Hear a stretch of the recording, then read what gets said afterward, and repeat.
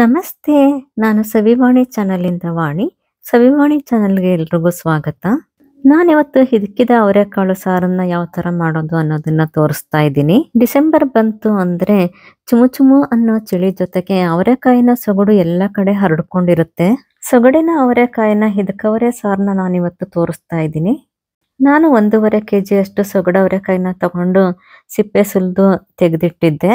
ಅವರೆಕಾಯಿ ಸುಲಿಯೋಕ್ಕೆ ಟೈಮ್ ಇಲ್ಲದೆ ಇದ್ರೆ ರೆಡಿ ಅವರೆಕಾಳು ಸಿಗುತ್ತೆ. ಹಾಗೇನೆ ಹಿದಕಿದ ಅವರೆಕಾಳನ್ನು ರೆಡಿನೇ ಸಿಗುತ್ತೆ.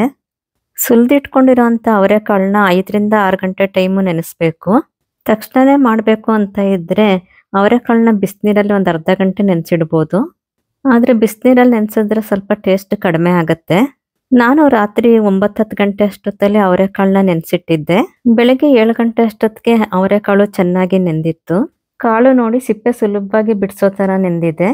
ಅವರೆಕಾಳು ರೆಸಿಪಿ ಯಾವಾಗಲೂ ಮಾಡೋರಿಗೆ ಯಾವ ಥರ ಹಿದಕಬೇಕು ಅನ್ನೋದು ಗೊತ್ತಿರುತ್ತೆ.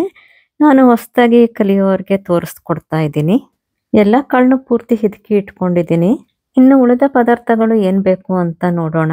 1 ಕಪ್ ಧನಿಯಾ ಪುಡಿ, ಅಂದರೆ ಹುರಿದು ಪುಡಿ ಮಾಡಿ ಇಟ್ಕೊಂಡಿರೋಂಥ ಕೊತ್ತಂಬರಿ ಬೀಜದ ಪುಡಿ, ಅಡುಗೆ ಅರಿಶಿನ ಅರ್ಧ ಸ್ಪೂನ್, ದಪ್ಪಗೆ ಕಟ್ ಮಾಡಿ ಇಟ್ಕೊಂಡಿರೋಂಥ ಈರುಳ್ಳಿ ಸ್ವಲ್ಪ, 7-8 ಎಸಳು ಬೆಳ್ಳುಳ್ಳಿ ಅರ್ಧದಷ್ಟು ಶುಂಠಿ, 1 ಇಂಚು ಚಕ್ಕೆ, 5-6 ಲವಂಗ, 1 ಹಿಡಿ ಕೊತ್ತಂಬರಿ ಸೊಪ್ಪು, ಒಣಮೆಣಸಿನ್ಕಾಯಿ ಒಂದು 15 ತಗೊಂಡಿದ್ದೀನಿ. ಖಾರ ನೋಡಿಕೊಂಡು ತಗೊಳ್ಳಿ. 1 ಕಪ್ ಹಸಿ ತೆಂಗಿನಕಾಯಿ, ಹುರಿಗಡಲೆ 2 ಸ್ಪೂನ್, ಸಣ್ಣಗೆ ಕಟ್ ಮಾಡ್ಕೊಂಡಿರೋಂಥ ಈರುಳ್ಳಿ ಅರ್ಧ ಕಪ್, ಈರುಳ್ಳಿ ಫ್ರೈ ಮಾಡೋಷ್ಟು ಎಣ್ಣೆ, ಒಗ್ಗರಣೆಗೆ ಸಾಸಿವೆ, ಕರಿಬೇವು ಮತ್ತು ತುಪ್ಪ, ರುಚಿಗೆ ತಕ್ಕಷ್ಟು ಉಪ್ಪು. ನಾನು ಒಂದು ಸಣ್ಣ ಬಾಂಡೆನ ಸ್ಟವ್ ಮೇಲೆ ಇಟ್ಟು ಒಣಮೆಣಸಿನ್ಕಾಯಿ ಹುರ್ಕೊಳ್ತಾ ಇದ್ದೀನಿ. ಮೆಣಸಿನ್ಕಾಯಿಗೆ 2 ತೊಟ್ಟು ಎಣ್ಣೆ ಹಾಕಿ ಹುರ್ಕೊಳ್ತಾ ಇದ್ದೀನಿ. ತುಂಬ ಸಿಕ್ಕಿಸ್ಬಾರ್ದು, ಸ್ವಲ್ಪ ಕೆಂಪಗಾಗೋ ಥರ ಹುರ್ಕೋಬೇಕು. ಒಂದು ಮಿಕ್ಸಿ ಜಾರ್ಗೆ ಹುರಿದಿಟ್ಕೊಂಡಿರೋಂಥ ಕೆಂಪು ಮೆಣಸಿನ್ಕಾಯಿ, 1 ಬಟ್ಲು ಧನಿಯಾ ಪೌಡರ್, ಅರ್ಧ ಸ್ಪೂನ್ ಅಡುಗೆ ಅರಿಶಿನ, ದೊಡ್ಡದಾಗಿ ಕಟ್ ಮಾಡ್ಕೊಂಡಿರೋಂಥ ಈರುಳ್ಳಿ, ಬೆಳ್ಳುಳ್ಳಿ, ಶುಂಠಿ ಮತ್ತು ಚಕ್ಕೆ ಲವಂಗ ಎಲ್ಲನೂ ಸೇರಿಸ್ಕೊಂಡಿದ್ದೀನಿ. ಮೊದಲು ನೀರು ಹಾಕ್ಕೊಳ್ದೆ ಚೆನ್ನಾಗಿ ನುಣ್ಣಗೆ ಮಾಡ್ಕೋಬೇಕು. ಮೊದಲೇ ನೀರು ಹಾಕ್ಬಿಟ್ರೆ ಮಸಾಲೆ ಸರಿಯಾಗಿ ನುಣ್ಣಗಾಗೋದಿಲ್ಲ. ನೀರು ಹಾಕ್ಕೊಳ್ದೆ ಸ್ವಲ್ಪ ನುಣ್ಣಗಾದ್ಮೇಲೆ ಸ್ವಲ್ಪನೇ ನೀರು ಹಾಕ್ಕೊಂಡು ಮಸಾಲೆನ ಪೂರ್ತಿ ನುಣ್ಣಗೆ ರುಬ್ಕೋಬೇಕು. ಕೊನೆಯಲ್ಲಿ ಕೊತ್ತಂಬರಿ ಸೊಪ್ಪು ಸೇರಿಸಿ 1 ರೌಂಡು ರುಬ್ಕೋಬೇಕು. ಸ್ಟವ್ ಮೇಲೆ ಒಂದು ಪಾತ್ರೆ ಇಟ್ಟು ಒಗ್ಗರಣೆಗೆ ಎಣ್ಣೆ ಹಾಕ್ಕೊಳ್ತಾ ಇದ್ದೀನಿ. ಎಣ್ಣೆ ಕಾದ ತಕ್ಷಣ ಸಾಸಿವೆ ಹಾಕ್ಕೊಳ್ತಾ ಇದ್ದೀನಿ. ಸಾಸಿವೆ ಚಿಟಪಟ ಅಂದ ತಕ್ಷಣ ಸಣ್ಣದಾಗಿ ಕಟ್ ಮಾಡ್ಕೊಂಡಿರೋಂಥ ಈರುಳ್ಳಿ ಹಾಕ್ಕೊಳ್ತಾ ಇದ್ದೀನಿ. ಜೊತೆಗೆ ಕರಿಬೇವು ಹಾಕ್ಕೊಳ್ತಾ ಇದ್ದೀನಿ. ಈರುಳ್ಳಿ ತುಂಬ ಕೆಂಪಗಾಗಬಾರ್ದು, ಸ್ವಲ್ಪ ಕಲರ್ ಚೇಂಜ್ ಆಗುತ್ತೆ. ಕಲರ್ ಚೇಂಜ್ ಆದ ತಕ್ಷಣ ಹಿದಕಿದ ಅವರೆಕಾಳನ್ನ ಹಾಕ್ಕೊಳ್ತಾ ಇದ್ದೀನಿ. ಅವರೆಕಾಳು ಹಾಕಿದ್ಮೇಲೆ ತುಂಬ ಕಲಿಸ್ಬಾರ್ದು, 1-2 ಸಲ ಕಲಿಸಿದ್ರೆ ಸಾಕು. ಕಾಳಿಗೆ ರುಬ್ಬಿಟ್ಕೊಂಡಿರೋಂಥ ಮಸಾಲೆ ಸೇರಿಸ್ತಾ ಇದ್ದೀನಿ. ಸ್ವಲ್ಪ ನೀರು ಸೇರಿಸ್ಕೊಂಡು ಮಸಾಲೆನ ಪೂರ್ತಿ ಹಾಕ್ಕೊಳ್ತಾ ಇದ್ದೀನಿ. ಕಾಳು ಎಷ್ಟಿರುತ್ತೋ ಅದರ 2ರಷ್ಟು ನೀರು ಸೇರಿಸ್ಕೋಬೇಕು.